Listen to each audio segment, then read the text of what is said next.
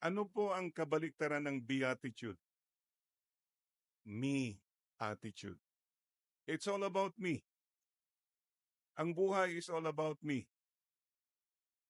My way, my will, my time.